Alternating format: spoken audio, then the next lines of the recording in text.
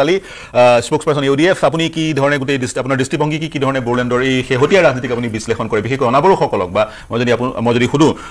ইছলাম ধৰ্মী লোকসকলৰ অৱস্থা বড়োভূমিত কেনেকুৱা বা তেওঁলোকে কোনটো দলৰ প্ৰতি সমৰ্থন আগবঢ়োৱাৰ দিশে আগবাঢ়িছে বুলি ক'ব আপুনি নাই বৰ্তমান যোনটো বিটিআৰ বিটিচিৰ পৰা বিটিআৰ হ'ল নিশ্চয়কৈ এটা কথা আমি স্বীকাৰ কৰিব লাগিব যে বিগত 5 বছৰত আমি হত্যা হিংসা ইয়াত দেখা নাই এইটো শান্তিছ এটা পিছ কিন্তু ইয়াৰ লগে লগে বিজেপিয়ে যোনটো আগ্ৰাসী মনোভাৱ লৈছে যে বিজেপিৰ যোন আপোনাৰ বড়োসকলৰ যোনটো সুকীয়া পৰিচয় সেই সুকীয়া পৰিচয়টো কিন্তু তেওঁলোকে এটা এক প্ৰকাৰ গিলি পেলাব মানে এটা পৰিস্থিতি তেওঁলোকে কৰিছে আৰু এই বিটিআৰ চুক্তিখন বা বিটিচি চুক্তিখন কৰিছে বড়োসকলৰ তেওঁলোকৰ নিজৰ পৰিচয় ৰক্ষাৰ স্বাৰ্থ তেওঁলোকৰ নিজৰ ভূমি নিজৰ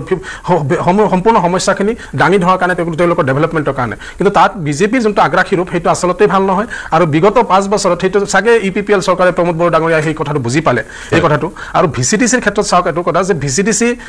আচলতে টোটেল এটা ডিজাষ্টাৰ এইটোত এটা পৰিৱৰ্তন তাত আনিব লাগে মুখ্যমন্ত্ৰী ডাঙৰীয়া এটা ভাল কথাই কৈছে তাত যদি ইলেকশ্যন চিষ্টেম আনিব পাৰে তাৰ জৰিয়তে হয়তো মানে আচলতে ভিচিডিচিত যিবিলাক মানুহ আচলতে আহে প্ৰতিনিধি হিচাপে তেওঁলোক কাৰো ওচৰত জবাবদিহি নহয় সেইকাৰণে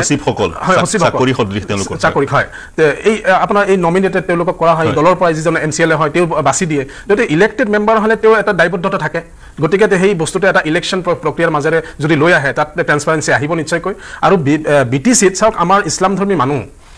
ইউপিপিএল চৰকাৰ যেতিয়া বিজেপিৰ লগত গ'ল তেতিয়া ইউপিপিএলৰ পৰা এটা সাধাৰণভাৱেই মানুহ বিজেপিৰ যিহেতু এণ্টি বিজেপি থাকে তেতিয়া ইউপিপিএলৰ পৰা আমাৰ মানুহে অলপ ছাইড কাটিলে আৰু আজিৰ সময়ত যোনটো ডাবল গেম মানে খেলিবলৈ গৈ আছে বিজেপিয়ে তেনে ক্ষেত্ৰত আমাৰ মানুহ এই ইছলাম ধৰ্মী মানুহ আচলতে খুব বিপাঙত পৰিছে ইফালে বিপিএফৰ লগত খুব এটা ইণ্টাৰনেল বুজাবুজি তেওঁলোকে এটা আগ্ৰাসী মনোভাৱ লৈছে আৰু এটা কথা বিষয় ক'ব লাগিব যে হাগ্ৰামা মহিলাৰ প্লেনিং থাকক নাথাকক কিন্তু তেওঁৰ লিডাৰশ্বিপক কিন্তু আচলতে বহুত সংখ্যক মানুহে ভাল পায় তেওঁৰ যেটা হিৰ'ইক এটা ষ্টাইল আজিৰ সময়ত মানে এই যে হেলিকপ্টাৰ লৈ মানুহে যোনটো ইলেকশ্যনত নামা যোনটো কথা কৈ আছে যে আমি আগতে চাইছিলোঁ যে হেলিকপ্টাৰটো ইউজ হৈছিল যিকোনো এটা নিৰ্বাচনৰ লাষ্টৰ 4-5 দিন গতিকে এটা তেওঁলোকে তেওঁ হেলিকপ্টাৰলৈ ঘূৰিব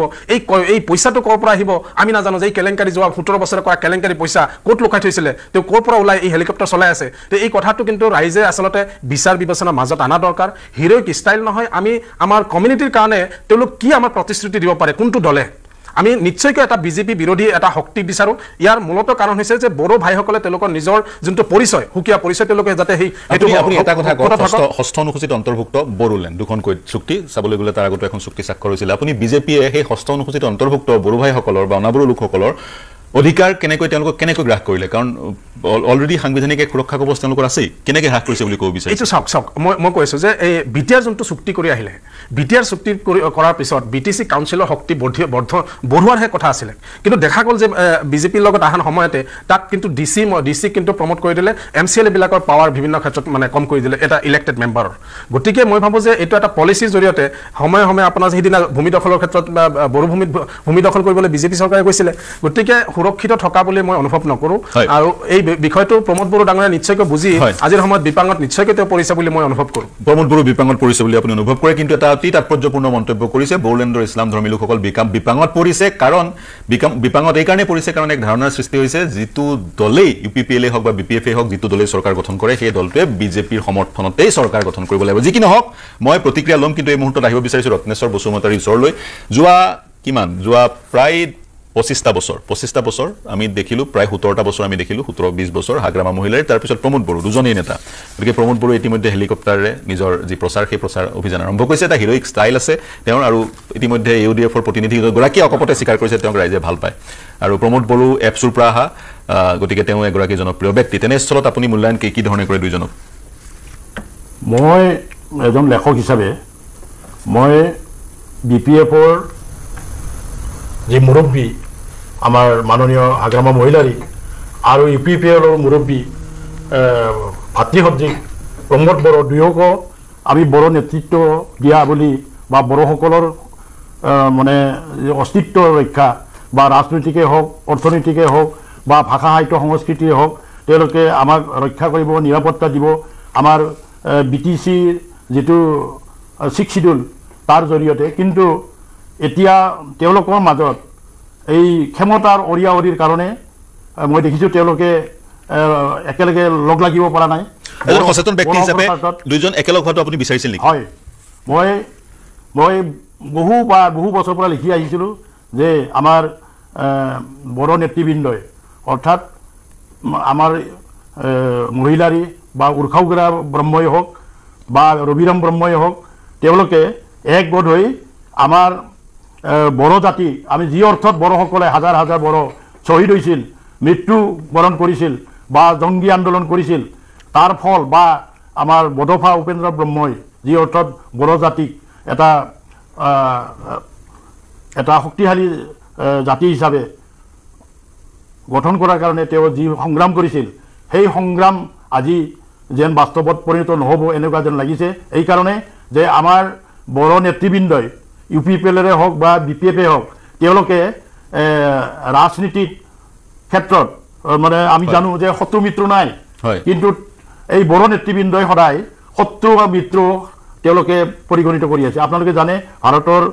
ৰাজনীতিত বা অসমৰ ৰাজনীতিত শত্ৰু মিত্ৰ নাই এইয়ে শত্ৰু হ'ব পাৰে মিত্ৰ হ'ব পাৰে কিন্তু আমাৰ বড়ো নেতৃবৃন্দই আমি দেখিছোঁ আমি কৈও আহিছিলোঁ যে আপোনালোকে একগোট হৈ যি অৰ্থত বড়ো আন্দোলন হৈছিল বড়োফাই যি অৰ্থত আমাৰ বড়ো জাতিক সৰ্বশ্ৰেষ্ঠ জাতি হিচাপে গঠন কৰাৰ যি পৰিকল্পনা কৰিছিল তাৰ কাৰণে সংগ্ৰাম কৰিছিল গণতান্ত্ৰিকভাৱে সেইটো সপোনত পৰিণত হোৱা নাই এতিয়া তেওঁলোকৰ ক্ষমতাৰ যুঁজতে যেন তেওঁলোকে নামি পৰিছে যাৰ ফলত বড়োসকলে আজি এই 20 বছৰত আমাৰ দুখীয়া হৈ আছে মানে কোনো ধৰণৰ উন্নতি পৰিলক্ষিত হোৱা নাই মাত্ৰ কেইজনমান আমাৰ যিসকলে ৰাজনীতিত জড়িত হৈ আছে এই নেতাসকলে মাথন পালি নেতাসকলে তেওঁলোকে ধনে জনে তেওঁলোকৰ চেহেৰা পাতিৰ পৰা আদি কৰি বহুত পৰিৱৰ্তন হৈছে তেওঁলোকৰ ঘৰ বাৰী বহুত উন্নতি হৈছে কিন্তু দুখীয়া হৈ আছে আৰু সেইকাৰণে আৰু আমাৰ যি মেইন সমস্যা যেনে আমাৰ চুক্তিমতে BTR চুক্তিমতে আমাৰ বড়ো মিডিয়ামৰ যেটো ভেঞ্চাৰ স্কুল আছিল বা শিক্ষক নিয়োগৰ ব্যৱস্থা আছিল সেই ভেঞ্চাৰ স্কুলবোৰ নহল আৰু যিবিলাক ভেঞ্চাৰ স্কুলবোৰ প্ৰাদেশিকীকৰণ নহল যাৰ ফলত আমাৰ বড়ো মিডিয়াম প্ৰায় নিশ্চিন্ন হৈ যাবলৈ ধৰিছে এই BTCতে গতিকে এইবিলাক যদি নহয় তেনেহলে BTC আমি চৰকাৰ গঠন কৰি বা এই ইলেকশ্যন কৰি আমাৰ কি লাভ হয় মই আপোনাৰ পইণ্টটো ললো বড়ো ভাষাই অষ্টম অনুসূচিত অন্তৰ্ভুক্ত হৈ মডাৰ্ণ ইণ্ডিয়ান লেংগুৱেজৰ মৰ্যাদা পাইছিল চাগৈ 2000 চনত যিমান দূৰ মনত আছে গতিকে তাৰ পিছত 2003 চনত তাৰ পিছতো কিন্তু বড়ো ভাষাৰ যি ধৰণে প্ৰসাৰ হ'ব লাগিছিলে বড়োলেণ্ডত এই ধৰণৰ ব্যৱহাৰ হোৱা নাই অফিচিয়েল লেংগুৱেজ হিচাপে বড়ো ভাষা ব্যৱহাৰ হোৱা নাই গতিকে বড়ো ভাইসকলৰ বড়ো ভাষাটো যি ধৰণে প্ৰসাৰ লাভ কৰিব লাগিছিল প্ৰসাৰ লাভ কৰা নাই আৰু তেনে ধৰণৰ বড়োলেণ্ডত বহু সমস্যা আছে চাগৈ এই 20-25 বছৰত সেই সমস্যাবোৰ সমাধান হোৱা নাই মই যি কি নহওক মই ডক্টৰ দেৱজিৎ মহন্ত আপোনাৰ ওচৰলৈ আহিম আপোনাক সুধিব বিচাৰিম যি কি বিশেষ ইস্যু লৈ আপোনালোক এবাৰ নিৰ্বাচনত অৱতীৰ্ণ হৈছে বড়োসকলক কি সেই প্ৰতিশ্ৰুতি প্ৰদান কৰিছে যাৰ ফলত আপোনালোকে ভাবিছে বড়ো ভাইসকল বা বড়োলেণ্ডৰ অনাবড়ো লোকসকল আপোনালোকৰ প্ৰতি আকৰ্ষিত হ'ব কি সেই বিশেষ ইস্যু VCDC আপোনালোকে কথা কৈছে চৰকাৰী আঁচনি যোৱা নাই বুলি কৈছে কিন্তু বড়োলেণ্ডত আন বহু সমস্যা আছে গতিকে সেই সমস্যাসমূহ সমাধানৰ পথ কেনেকৈ তেওঁলোকক দেখুৱাইছে সম্ভৱতঃ পাৰ্শ্বপৰা মই ওপৰত বক্তাখিনিৰ কথাখিনি শুনিছো এটা অনুৰোধ বোকাচতীয়া ৰাজনীতি আমি কৰিব নালাগে জনতাই জনাৰ্দন গণতন্ত্ৰত জনতাই বিচাৰ কৰিব আমি কেতিয়াও কাকো আমাৰ বিশেষকৈ ভূমিপুত্ৰ বড়োসকলৰ আমি কেতিয়াও বিৰোধী নহয় আৰু যদি এইখনে চৰকাৰ দুইটা দলৰ BPF আৰু UPPLৰ প্ৰতিনিধি আছে এগৰাকী লেখকো আছে বড়ো ভাষাটোক সহযোগী ভাষা হিচাপে স্বীকৃতি দিয়াৰ ক্ষেত্ৰত বিজেপি নেতৃত্বাধীন আমাৰ চৰকাৰ বা বিজেপি দলৰ অৰিহণা যথেষ্ট আছে সেইটো হয়তো তেখেতসকলে অস্বীকাৰ কৰাটো উচিত নহ'ব দ্বিতীয়তে বড়োত প্ৰধান সমস্যা যিখিনি আছিল বড়ো অবড়ো আমি আজিও বিশ্বাস কৰোঁ যে দুইটা বড়ো ভাষাৰ লগতে সমানে সমান অধিকাৰ অবড়োসকলেও যিখিনি প্ৰাপ্য সেই প্ৰাপ্য দিব লাগে সেইকাৰণে মই কৈছিলোঁ যে আমাৰ কাৰণে এটা ভাষা তাত বড়ো ভূমিত 26টা জনগোষ্ঠীয়ে আমাৰ কাৰণে সম অধিকাৰ সম উন্নয়ন দিয়াটো আমাৰ কাৰণে দায়বদ্ধ এজন বিশেষকৈ আপুনি ভাবক যদি দুৰ্ভাগ্যজনিত কাৰণত বড়ো ভূমিত যদি কোনোবাই জন্মগতভাৱে থাকি মাটি অধিকাৰ নাপায় সেইটো সঁচাকৈ দুখ লগা কথা সেইটো আমি কোনো অস্বীকাৰ কৰিব নালাগে দ্বিতীয়তে আমি কেতিয়াও এইটো কথা কোৱা নাই যে কোনটো ৰাজনৈতিক দল UPPL BPF সেইখিনি আমি কোৱা নাই আমাৰ নেতৃত্বই সিদ্ধান্ত ল'ব গতিকে আমি দুইটা যেহেতু এইটো এটা নিৰ্বাচনত আমাৰ তাত কাৰ্যকৰ্তা আছে কাৰ্যকৰ্তাই আমাৰ কাৰ্যকৰ্তাও বিচাৰে তেখেতসকলৰ জনপ্ৰতিনিধি হিচাপে নিৰ্বাচনত অৱতীৰ্ণ হওক তেখেতসকলৰ দলৰ হৈ অধিকাৰ সাব্যস্ত কৰক বাকী হয়তো নিৰ্বাচনৰ ফলাফল যেহেতু মই কৈছোঁ জনতাই জনাৰ্দন জনতাই নিৰ্ধাৰণ কৰিব আমি সম্ভৱতঃ দুইটা দলৰে বা আমাৰ লেখক মই তেখেতকো অনুৰোধ জনাইছোঁ যেতিয়া আমাৰ বাজেট অধিৱেশনৰ প্ৰথমটো দিন ঐতিহাসিক দিনটো তাত আৰম্ভ হোৱাৰ প্ৰথমতে আমি শ্ৰদ্ধা নিবেদিছোঁ বড়োফা উপেন্দ্ৰনাথ বৰ্মৰ যি প্ৰতিশ্ৰুতি আছে তাত একাজনী শ্ৰদ্ধাঞ্জলি আমাৰ সকলো নেতৃত্বই মুখ্যমন্ত্ৰীকে ধৰি সকলো আমাৰ মন্ত্ৰী বিধায়কে তাত শ্ৰদ্ধাঞ্জলি জ্ঞাপন কৰিছিল গতিকে বড়োসকলৰ অস্তিত্বৰ আমি কেতিয়াও এনেকৈ নাভাবো যে বড়োসকল ভূমিপুত্ৰ আমাৰ ভূমিপুত্ৰসকলৰ অধিকাৰ ৰক্ষা হওক আৰু সেইকাৰণে আপুনি যদি চাই এই মাননীয় মুখ্যমন্ত্ৰী আমাৰ হিমন্ত বিশ্ব শৰ্মা ডাঙৰীয়াৰ নেতৃত্বত আমি যি খিলঞ্জীয়া ভূমিপুত্ৰৰ মাটিৰ অধিকাৰ ৰক্ষাৰ কাৰণে নট অনলি অসম সকলোতে যেনেকৈ বিভিন্ন ব্যৱস্থা কৰিছে অলপতে আপুনি উল্লেখ কৰিছিলে নতুনকৈ মাটি ক্ৰয় বিক্ৰয়ৰ এটা নতুন নিয়ম আহিব ইয়াৰ জৰিয়তে বড়ো ভাইসকলৰ যি ভূমিপুত্ৰসকল আছে তেখেতসকলৰ যি অধিকাৰ সেই অধিকাৰ সুৰক্ষিত হৈ থাকিব আজিও সেইকাৰণে মই কৈছো যে বড়ো ভূমিত শান্তি আহিব লাগে সৌ সিদিনালৈকে আমি 2014 চনত কেন্দ্ৰত আমাৰ 16ত আমাৰ ৰাজ্যত অহাৰ আগত আপুনি যদি চাই তাত গোষ্ঠীগত সংঘৰ্ষ কংগ্ৰেছৰ দিনত কেনেকৈ লাগিছিল আজি অন্তত আমি ক'ব পৰা হৈছো তাত কোনো ভাষিক গোষ্ঠীগত সংঘৰ্ষ হোৱা নাই আৰু ভৱিষ্যতেও নহওক আমি সেইটোৱে বিচাৰো সম উন্নয়ন হওক ৰাস্তা ঘাট আলি পদূলি সকলোৰে উন্নয়ন হওক সকলোতে মানুহৰ নিজৰ অধিকাৰ সাব্যস্ত হওক আৰু সেইকাৰণেই পলিটেকনিক বা ভোকেশ্যনেল ট্ৰেইনিং ইনষ্টিটিউট কোকৰাঝাৰ বা বাস্কাত হোৱাটো আমি বিচাৰিছো তাৰে কাম আৰম্ভ হৈছে ফাউণ্ডেশ্যন আপোনাক সময় আনিবলৈ মই এটাই অনুৰোধ ৰাজনীতিৰ আমি কৰো কিন্তু ৰাজনীতিৰ নামত ইটো সিটো বোকা চতিয়াৰ ৰাজনীতি কিন্তু দেৱজিৎ মহন্ত ডাঙৰীয়া মানুহৰ সৰ্বাংগীন উন্নতিৰ কাৰণে কাম কৰো এইখিনিকে মই ৰাখিলো আৰু মই আপোনাৰ অনুমতি লৈ এইখিনি কথাকে ৰাখি মই আপোনাৰ এই লাইনটোৰ পৰা মই বাহিৰ হ'ব লাগিব মই এখন মিটিঙৰ কাৰণে যাব লাগিব মই দেৱজিৎ মহন্ত ডাঙৰীয়া অনুৰোধ জনাম আপুনি থাকিবলৈ কিন্তু কিছু সময় থাকিবলৈ এটা বিৰতি লোৱাৰ পিছত আৰু যদি অৱকাশ পাওঁ এটা মন্তব্য আপোনাৰ পৰা ল'ব বিচাৰিম কিন্তু এই মুহূৰ্তত মই যাব বিচাৰিছোঁ Jagdish Sarkar GS general secretary BPF Jagdish Sarkar ডাঙৰীয়া কি প্ৰতিক্ৰিয়া প্ৰকাশ কৰিব যি ধৰণে চুক্তিৰ পিছত বড়োসকলৰ উত্তৰণ হ'ব লাগিছিল সেই ধৰণৰ উত্তৰণ হোৱা নাই বুলি লেখক ৰত্নেশ্বৰ বসুমতাৰীয়ে ক'ব বিচাৰিছে বিশেষকৈ বড়ো ভাষাটো যি ধৰণে প্ৰসাৰ লাভ কৰিব লাগিছিলে সেই ধৰণে প্ৰসাৰ লাভ কৰা নাই বা অফিচিয়েল লেংগুৱেজ হোৱা নাই গতিকে আপোনালোকে যিহেতু আপোনালোক এতিয়া চৰকাৰত নাই অপজিশ্যনত আছে গতিকে কি বিশেষ বাৰ্তা লৈ ৰাইজৰ মাজলৈ যাব বড়োসকলৰ বা অনাবড়োসকলৰ মাজলৈ কি বিশেষ সেই বাৰ্তা লৈ যাব বা আপোনালোকৰ প্ৰতিশ্ৰুতি কি হ'ব নিৰ্বাচনী প্ৰথমতে চাওক বৰা ডাঙৰীয়া 2003 চনৰ 10 ফেব্ৰুৱাৰী যেতিয়া BTC চুক্তি হৈছে হয় হাগ্ৰামা মহিলাৰ নেতৃত্বত এই BTC চুক্তিতেই মানে বড়ো ভাষাক ৰাষ্ট্ৰীয় ভাষা হিচাপে স্বীকৃতি দিয়া হৈছিল এক্সিডেণ্টত হয় এইটো অসমত একমাত্ৰ হাগ্ৰামা মহিলাৰ নেতৃত্বতে সম্ভৱ হৈছিল বড়ো ভাষাক স্বীকৃতি দিয়াটো সাংবিধানিকভাৱে 2005 চনৰ পৰা 2020 লৈকে যেতিয়া BTCত BPF চৰকাৰ আছিল আপুনি নিশ্চয় গম নাপায় মই নিজেও 5 বছৰ MCLA আছিলোঁ 5 বছৰ BTCৰ কাৰ্যবাহী সদস্য হিচাপে মই নিজেও কাৰ্যনিৰ্বাহ কৰিছোঁ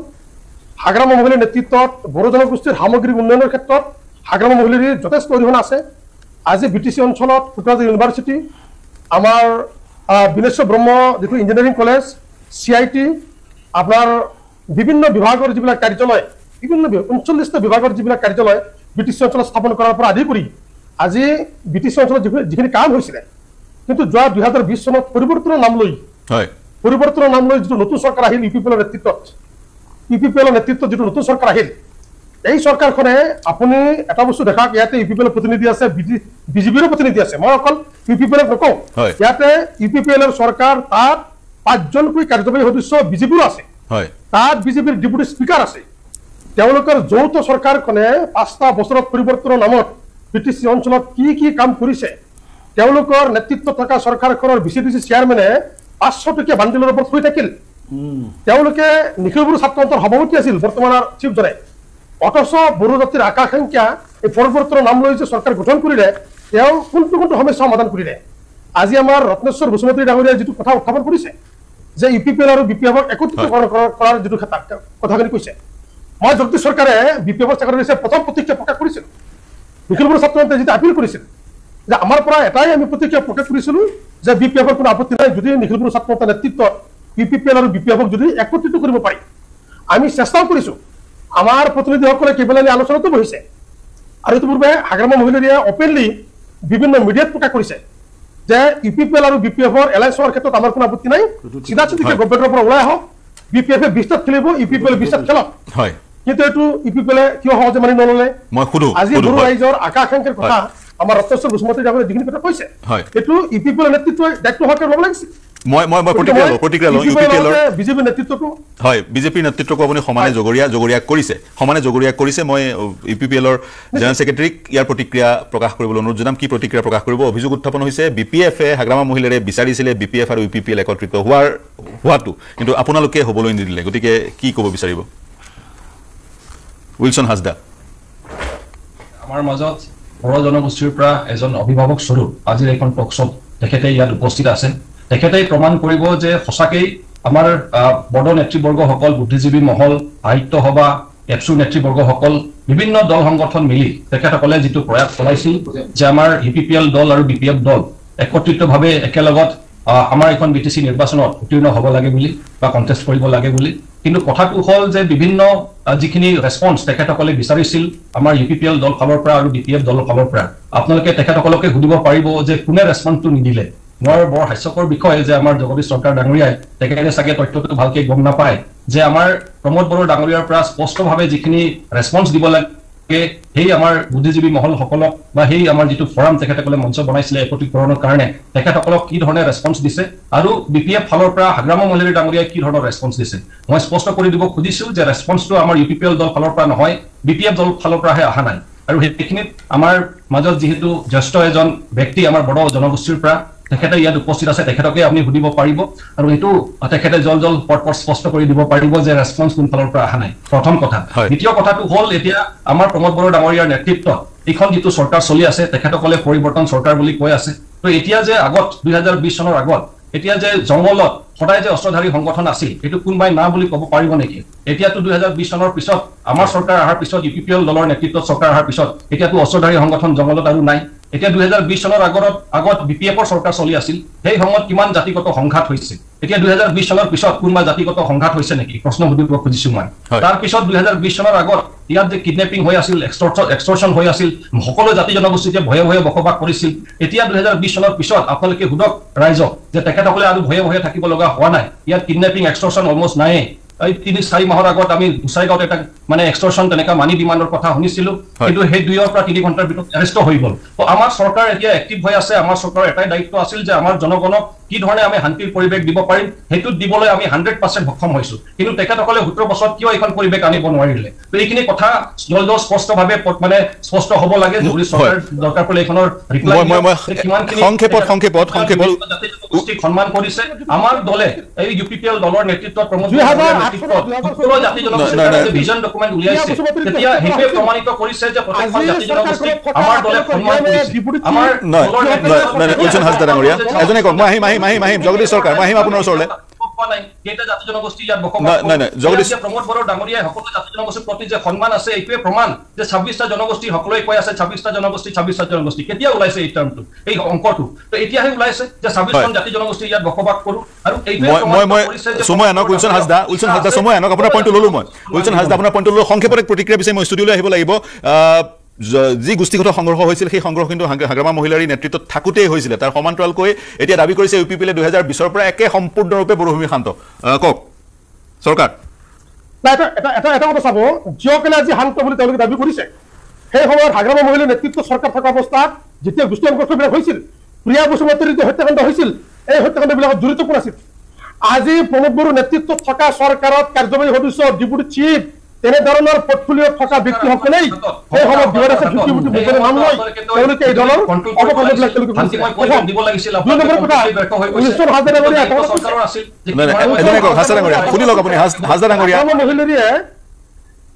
কৈ যাওক চৰকাৰ ডাঙৰীয়া কৈ যাওক মানে হাজদা ডাঙৰীয়া এটা অভিযোগ আনিছে যে হাগ্ৰামা মহিলাৰীয়ে একত্ৰিতকৰণৰ ক্ষেত্ৰত তেখেতে সহমত দিয়া নাই হাগ্ৰামা মহিলাৰী প্ৰথম ব্যক্তি আপচিয়ে আপিল কৰাৰ লগে লগে হাগ্ৰামা মহিলাৰীয়ে তেওঁ মুকলিকৈ বিভিন্ন মিডিয়াৰ আগত প্ৰকাশ কৰিছিলে যে UPPL দলে বিজেপি চৰকাৰৰ পৰা ওলাই আহক আমি আহি থকা নিৰ্বাচনত 20টা BPF খেলিব 20টা UPPL খেলিব কিন্তু প্ৰমোদ বড়োৰ নেক্সট পিছদিনাখন কি বক্তব্য দাঙি ধৰিলে হাগ্ৰামা মহিলাই ৰাতিপুৱা এটা কয় আবেলি এটা কয় তেওঁলোকে নিজেই এইটো ইউনিফিকেশ্যনটো তেওঁলোকে নিজে বিচৰা নাই UPPL দলে বিচৰা নাই প্ৰথম কথা 2 নম্বৰ কথা 8-16 যিবিলাক গোষ্ঠী হৈছে আমাৰ চৰকাৰ থাকোঁতে মই নিজে কাৰ্যবাহী সদস্য আছিলো আমাৰ চৰকাৰ থাকোঁতে আমাৰ চৰকাৰ কোনো যিমান আছে নাম লৈ তেওঁলোকে গোষ্ঠীগত সংঘৰ্ষ কৰা আজিৰ UPPL চৰকাৰত থকা যিসকল EM ডেপুটি চিফ তেনেধৰণৰ ব্যক্তিসকলেই সেই সময়ত গোষ্ঠী সংঘৰ্ষত জড়িত আছিলে গতিকে এইখিনি কথা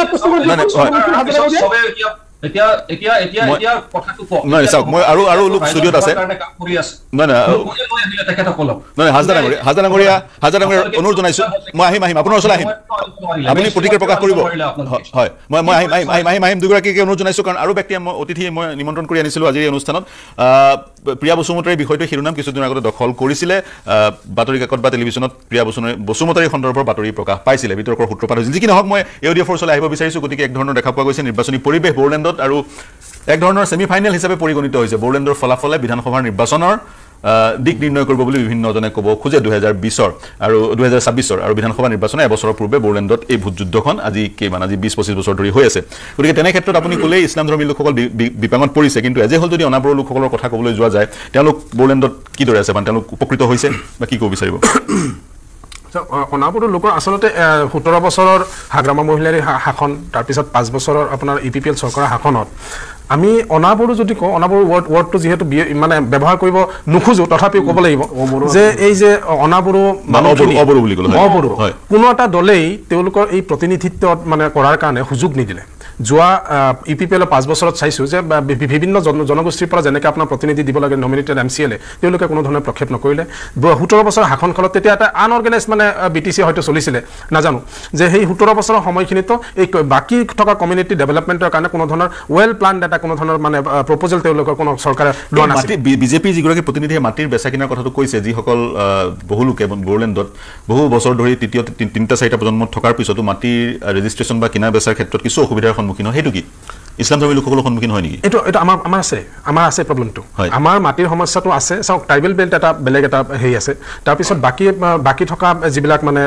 আপোনাৰ জেনেৰেল মাটিবিলাক আছে তাতো চাব যে আপোনাৰ সেই জেনেৰেশ্যন ৱাইজ প্ৰব্লেমটো মানুহে ফেচ কৰি আছে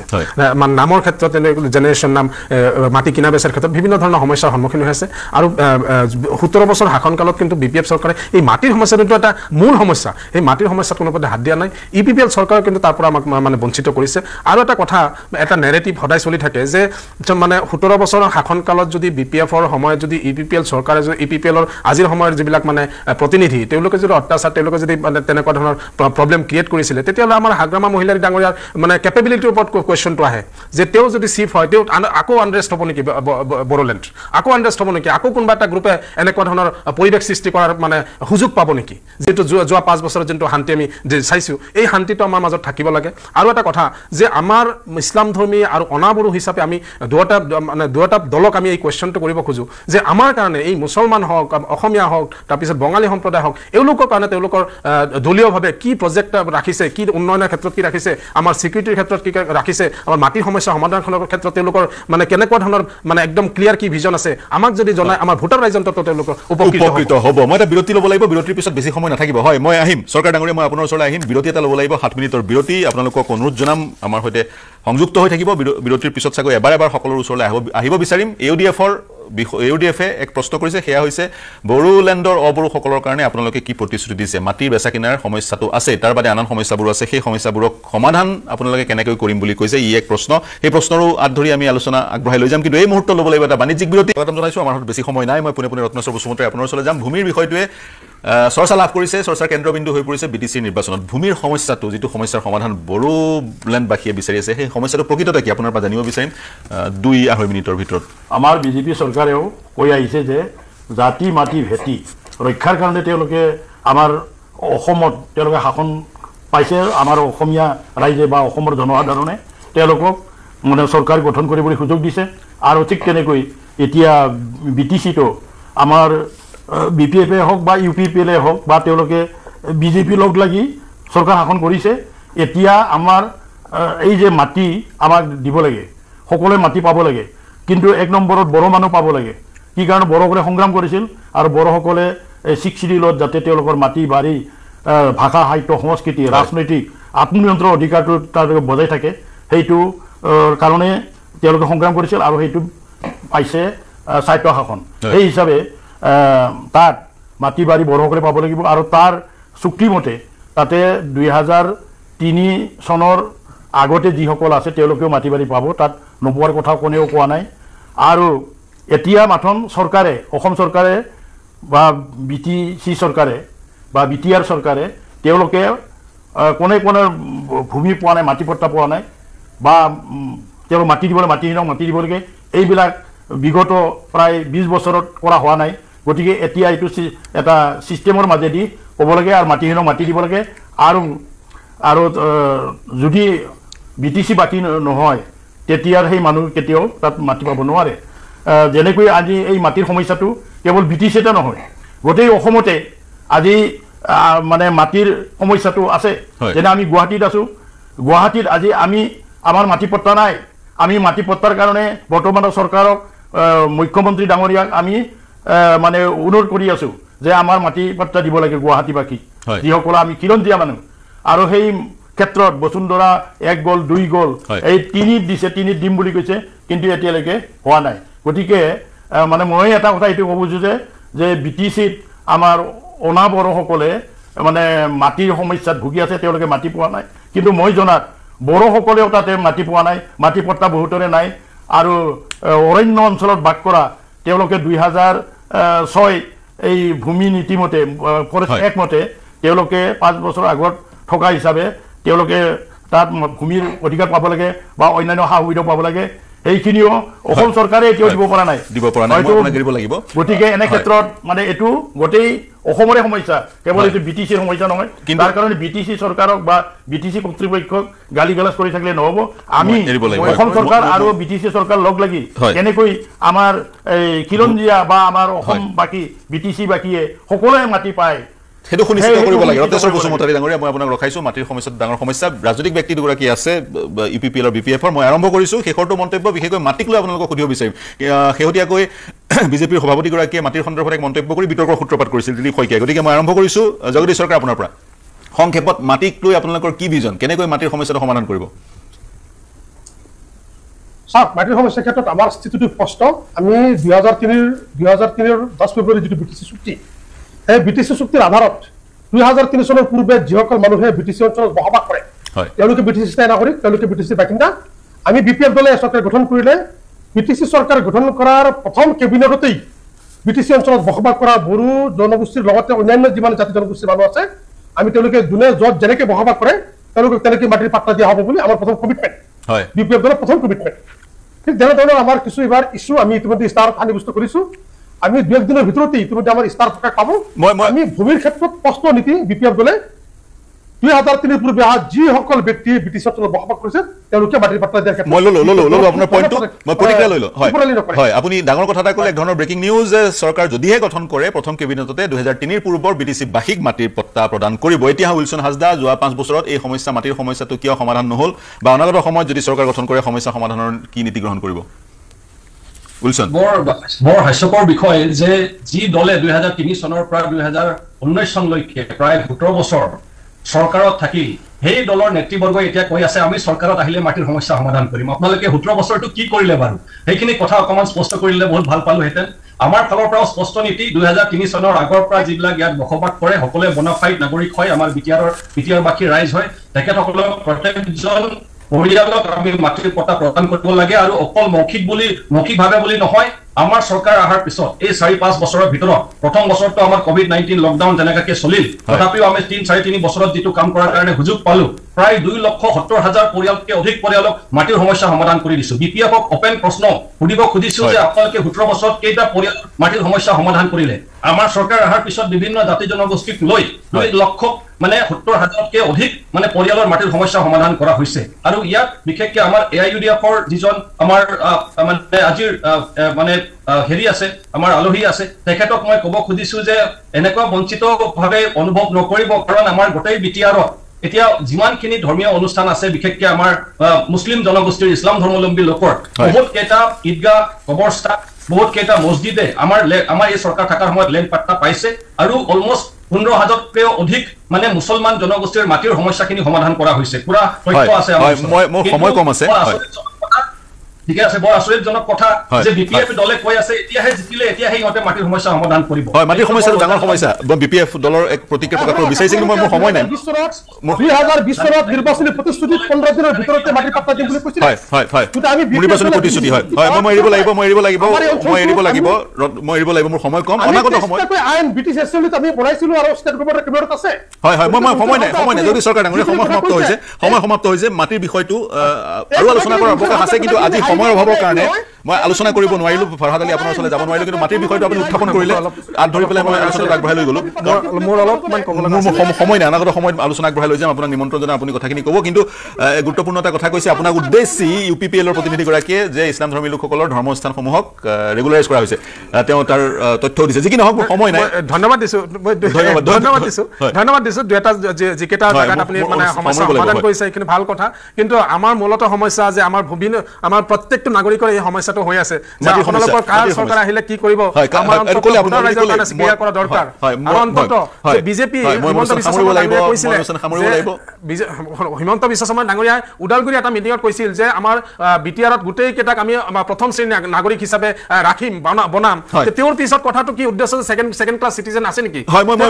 আলোচনা অৱকাশ আছে ললো আপোনাৰ পইণ্টটো ললো ৰত্নেশ্বৰ বসুমতাৰী ডাঙৰীয়া ফৰহাদ আলী ডক্টৰ দেৱজিৎ মহন্ত উইলছন হাছদা জগদীশ চৰকাৰ আমাৰ সৈতে সংযুক্ত হোৱাৰ কাৰণে পাঁচজনক ধন্যবাদ জ্ঞাপন কৰিছো আৰু আলোচনাৰ অৱকাশ আছে বড়োলেণ্ডৰ নিৰ্বাচনী ৰাজনীতি অনাগত সময়ত আপোনালোকক নিমন্ত্ৰণ জনাম যদিহে আলোচনা কৰোঁ আমি নিঃসন্দেহে আলোচনা কৰিম বড়োলেণ্ডত এতিয়া নিৰ্বাচনী বতৰ এক প্ৰকাৰ 2026 বিধানসভা নিৰ্বাচনৰ ছেমি ফাইনেল বুলি ক'ব পৰা যায় 26 ছেপ্টেম্বৰত ভাগ্য নিৰ্ণয় হ'ব ৰাজনৈতিক নেতাসকলৰ বড়োলেণ্ডৰ যি কি নহওক এই চিন্তাৰ সমালোচনা অনুষ্ঠান সামৰিছো প্ৰিয় দৰ্শক শুভৰাত্ৰি